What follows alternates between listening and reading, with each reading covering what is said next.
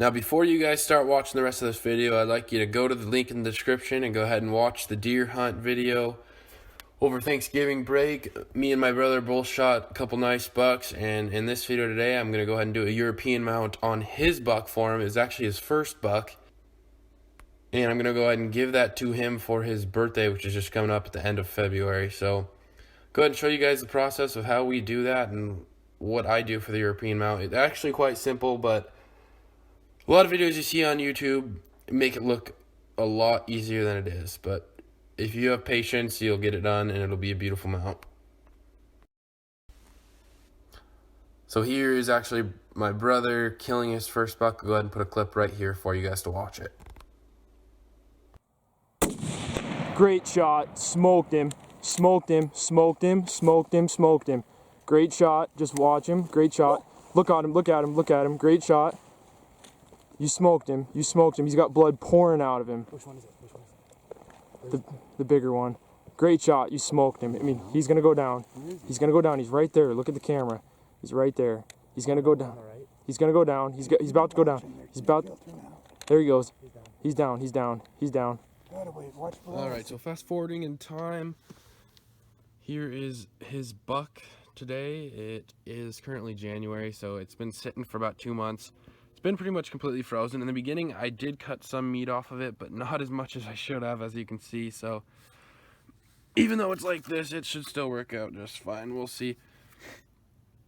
And I like to, with my Europeans, is I cut the back off just at a flat angle. And what that does for me is it just makes it a lot easier to get the brain out. You don't have to do it. You can do it the other way, but that's just my preference. But it should clean up nice. Should look good.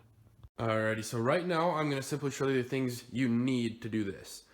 I have extra things that make it just easier, but the things you really need to do it are what is shown here. So first of all, we just have a big pot. I got this at Walmart. I think it was like $8 or something. Super cheap. It has a lid on it, and that's just for boiling skull. Some Dawn dish soap, and that's for degreasing it. I have a scrubber. You don't need it, but it is nice to have. It just good to scrub the skull down and clean it off. You're going to need some pliers. These are just some long forceps. Those make it nice to pull the nasal cavity out and get just tough meat that's on the bone. And then you need a whitening agent of some sort. This bottle was, I think, $6. I got it off Amazon. It's just 40 volume cream peroxide. As you can see, there's still 3/4 of the bottle left. I've done probably 4 deer on it, and that's just to whiten it up. And also another thing you need is something to obviously get the water up to boil. I use just a little stove top that's to the side of my grill. It's just propane. It doesn't work the best, but it's what I have. It's what I use. Also, you're going to need just an old knife just to scrape meat off and do whatnot with. So the first thing I do is I just go ahead and fill up my pot with water and just get that going. I always start it in the house. So when I start it in the house, it gets up boiling faster than it does outside, especially considering it's 15 degrees out. It takes a long time for that water to boil. Just wait till that gets boiling and you'll be good to put the skull in. While that water is getting up to a boil, you're obviously going to want to cut off as much meat off this skull as you can. Just take a knife to it. I like using a Havilon because it's really sharp, and just go ahead and cut at it and trim at whatever you can get off. The more the better, the less dirty your water is going to get, and the easier it's going to work out for you. Sorry I don't have that me doing that in the video, but I cut most of what I could off right when he shot it, so... And I can't really cut much of it off right now since it's frozen, so we're going to have to boil it and rehydrate to do that, but... Alright, so the next thing we're going to go ahead and do is we're going to wrap the antlers, and that's just so we don't get discoloration. If you use OxyClean, that's going to discolor a lot, and sometimes just the water will do it, or the heat in the water will do it itself. So what we're going to do for that, just take some saran wrap,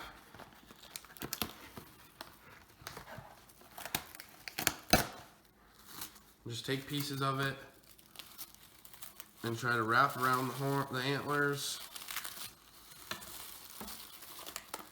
Doesn't have to be perfect at all. Just try to get around them completely.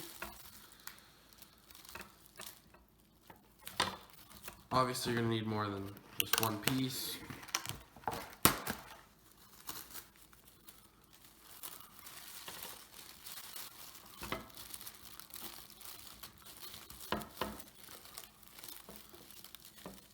Okay, just wrap it like that. And then take some electrical tape. Just take your electrical tape and wrap it tight around that antler. Just the base of the antler. You don't need to do the whole antler for this part, just the base.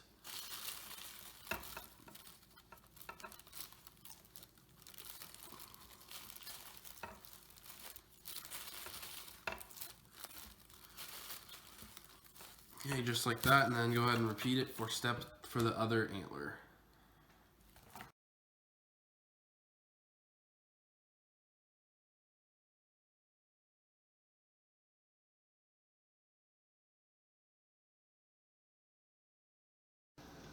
Alrighty, now that we got our water pretty much started all the way, we just have it on the grill now, and it's just gonna stay at a nice simmer. We're gonna go ahead and put our deer skull in.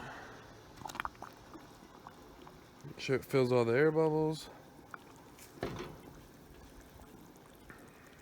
Just set it in like that. And then what I'm gonna go ahead and do is I'm gonna put about a scoop or so of OxyClean in there, and that just helps gel up the meat and everything. You don't have to do that, it's just optional. It helps a lot.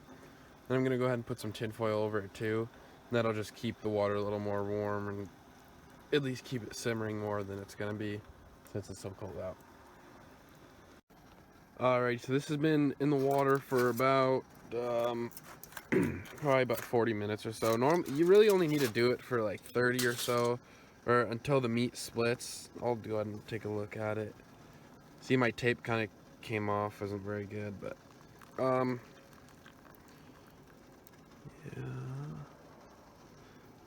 I normally just look for when the meat down the skull plate just splits open, and then it's pretty much ready to take out, and you can go ahead and start scraping at it. So I'm gonna go ahead and start working on that.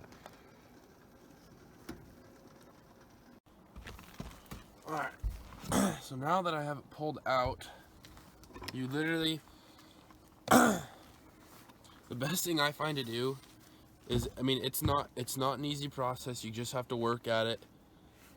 And the best way to do it is just to get your knife and just scrape the meat off. It's good to have a sharp knife, but you don't want a knife that you're gonna be worried about losing or breaking or anything, but just scrape that meat off. It's, like I said, it's not fun and it's not an easy process. That's why I have this garbage bag here. The garbage bag just helps so I don't get all over for my dog to eat. And just scrape stuff out. It's best to have a sharp knife, like I said. Comes out a lot easier.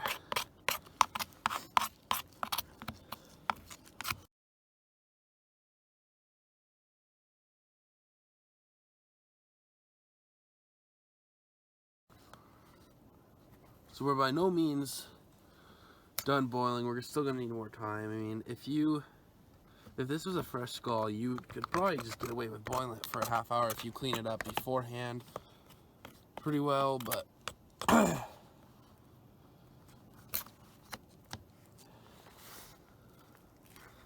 just scrape and scrape and scrape. It's not fun, but you get it done.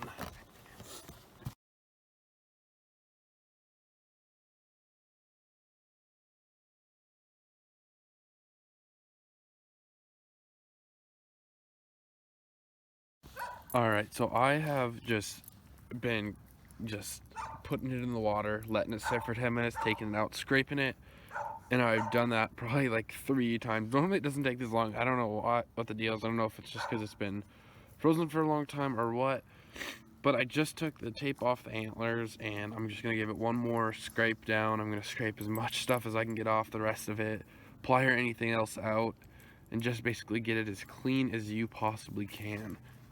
So now, after I have as much meat as I can possibly get off of it, just scraping off and everything, just like that, I go ahead and take it inside, or you can do it outside, but it's too cold to be using the hose. And I just take it, I get some soapy water and a scrub brush, and I just brush the entire thing off, get every little loose piece of meat off, scrape the dirt off the antlers, just basically just do a nice cleanup of the rest of it. And then now I just have the skull out drying after I wiped it off and scrubbed it off. Now what I'm going to go ahead and do is just put a good amount of Dawn dish soap in the bottom of this. And then I went ahead and cleaned it, and then we're just going to pour hot water in this. I'm going to put the skull in it and just let it soak for however long you want. I just normally do a few hours, but you can do, I mean, a day if you really want to, and that'll just degrease everything and clean it up the rest of the way.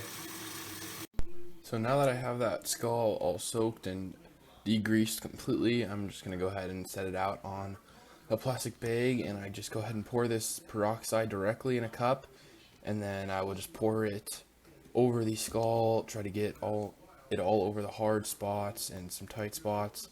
And then I just take a little foam brush. This one's a little big, I prefer the smaller ones, and I just wipe it all over. Just try to get it on every little nook and cranny, just to make sure everything gets turned white. I especially like to focus directly on the teeth. Make sure there's a really thick coat on there. The thicker coat you get on the teeth, the more white they're going to turn out. So this is after just a few hours of doing it, a day or so. I actually ended up just putting coat after coat on, and leaving it for 5 days or so. And it turned out to be a beautiful bleached skull. As you can see, these are how they turn out. That's my buck I shot this year, and then also an elk that I shot as well. So thanks for watching, guys. I hope you enjoyed the video and the process.